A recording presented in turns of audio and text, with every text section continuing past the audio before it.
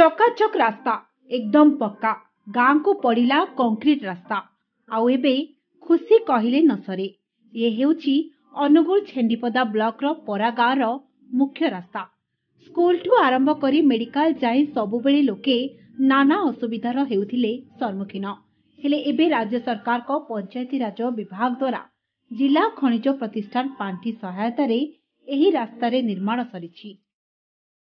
आम परा ग्राम पंचायत प्राय 4टी स्कूल अच्छी पथरपुंजी एक तापर परा स्कूल परा हाई स्कूल और नुआसाही उपरा स्कूल। ये रास्ता गुड़िक आगर बहुत कदर्ज थिला लोक मैंने यातायात कर भारी असुविधा होता।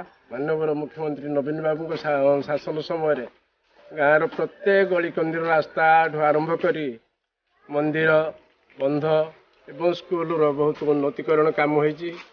रास्ता बहुत कदरीजरे थिला रास्ता हैला सब गाई बलद गले आगु ये रास्ता रे प्रबल कादुଅ होउथला। बे सरकारंकर अनुदान हमर पक्का रास्ता हो जाइछि। गाँ रे पक्का रास्ता द्वारा लोकों को जोगाजोगर नुआ माध्यम मिली जहाँ पूर्वरु दुसाध्य थिला ताहा बे सहजरे उपलब्ध। विशेष भावे स्वास्थ्य और शिक्षा क्षेत्र में दुनिया सह जोड़ी होई पारिछि। ए रास्ता रे आम प्राय 40-50 घर निर्भर करूँ प्लस ग्रामवासी रास्ता पर निर्भर कर चलुँच।